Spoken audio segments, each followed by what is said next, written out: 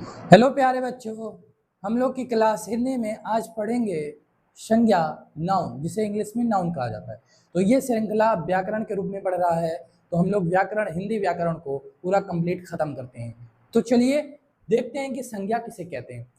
संज्ञा जिस शब्द से किसी व्यक्ति, वस्तु, स्थान, जीव, पदार्थ, भाव का बोध कराए वो संज्ञा। क्या है ये चीज?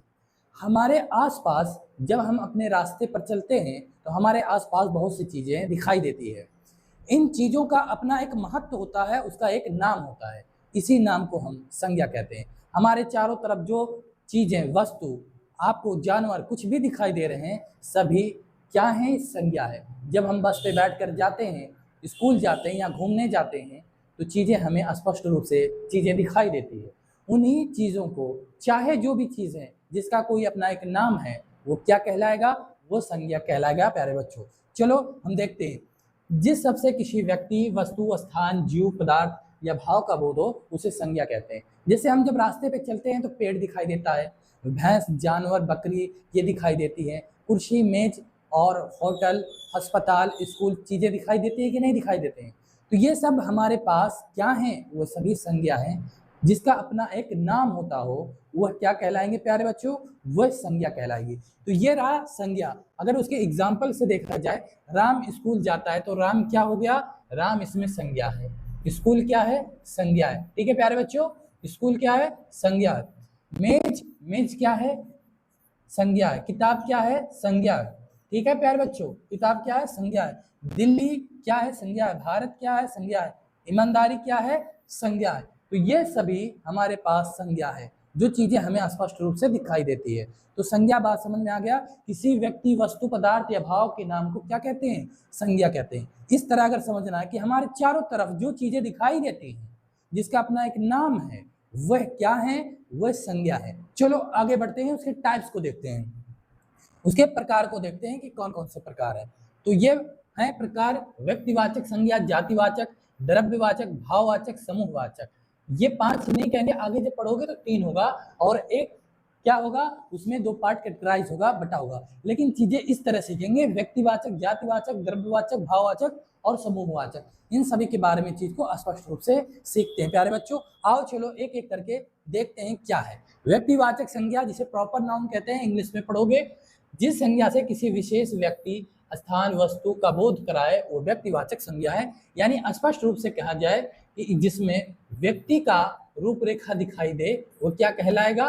वह कहलाएगा हमारा व्यक्तिवाचक संज्ञा कहलाएगा। जैसे कि राम, सीता, आगरा, गंगा, भारत, ये क्या है? एक व्यक्तिवाचक संज्ञा के रूप में है। तो क्या कहलाएगा ये?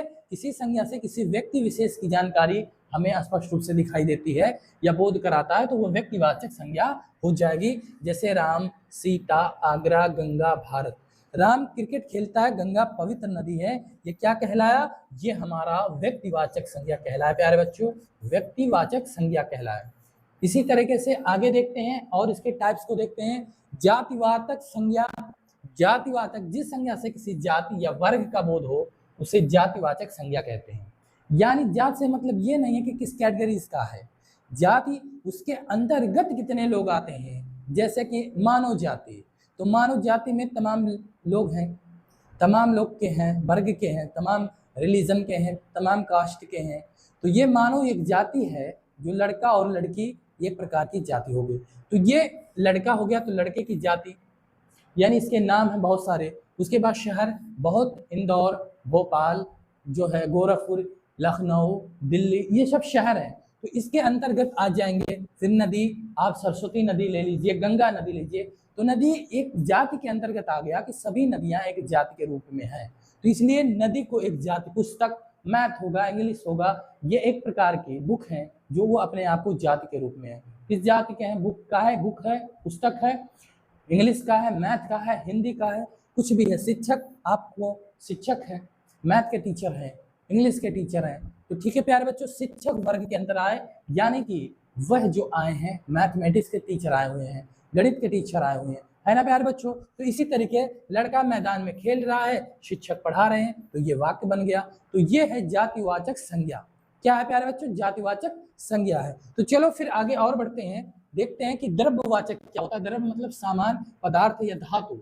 जिसमें धातु और पदार्थ हो, पदार्थ और धातु, धातु मतलब जैसे सोना, लोहा, चांदी, आयरन, इस तरह की जो चीजें हैं वो धातु कहलाते हैं। और पदार्थ का हो गया, पदार्थ जैसे चावल हो गया, चावल हो गया, दूध हो गया, दूध हो गया, और चीनी, चीनी हो गया, बहुत सारी चीजें हैं वो क्या कहलाती हैं, वो पदार्थ कहलाती हैं। ठीक है प्यारे बच्चों, तो वो पदार्थ कहलाती हैं। उदाहरण पर देखें, सोना क्या है, एक धातु है, चांदी क्या एक धातु है, पानी क्या है, दूध क्या है, लोहा ये क्या है, धातु है, और ये सब पदार्थ है। ठीक है प्यारे बच्चों, दूध पदार्थ।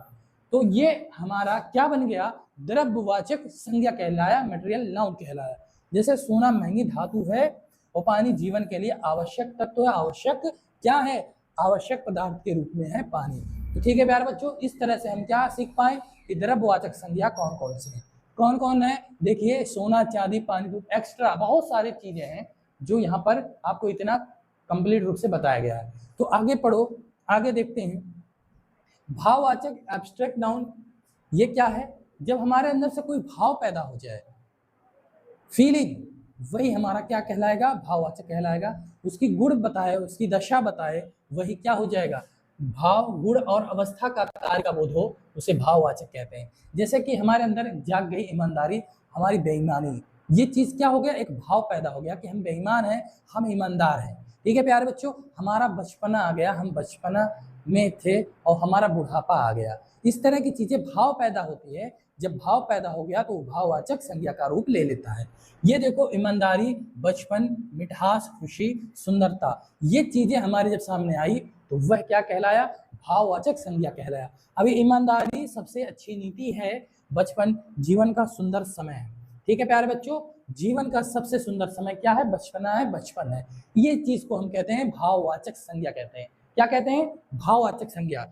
आगे बढ़ते हैं, आगे देखो, फिर आता है कि समूहवाचक कलेक्टिव नाउन, जहां पर लोगों का भीड़ जमावड़ा दिखाई दे, वह चीजें हमारा क्या कहलाएगा, वह समूहवाचक संज्ञा कहलाएगा। कैसे, जिस संज्ञा से किसी समूह या झुंड का बोध हो वो क्या कहलाएगा, वह समूहवाचक संज्ञा कहलाएगा। कैसे, सेना जब चलते हैं तो वह एक समूह में चलते हैं, चलते हैं कि नहीं चलते हैं, एक साथ, एक साथ जब चलते हैं सेना तो खटपट खटपट की आवाज आती है, लोग दौड़ते हैं, सेना हमारे जवान, तो वह से समूह में चलते हैं, तो वो क्या हो गया, समूहवाचक यानी कलेक्टिव नाउन हो गया।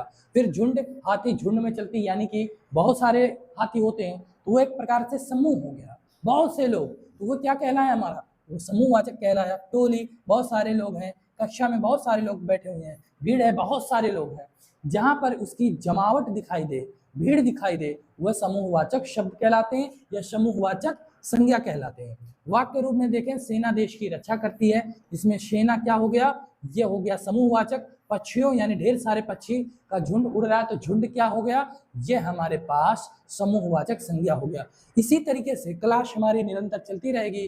प्यारे बच्चों, अगर आपको समझ में आ रहा है हमारे वीडियो तो लाइक, शेयर और सब्सक्राइब जरूर करना, और आप अगर बात समझ में नहीं आती तो कमेंट करके ज़रूर पूछिए कि सर ये बातें हमें नहीं समझ में आई, हम ज़रूर बताने की कोशिश करेंगे। ठीक है प्यारे बच्चों, पढ़ते रहिए और सिलेक्शन के लिए एक सीट पक्का करिए।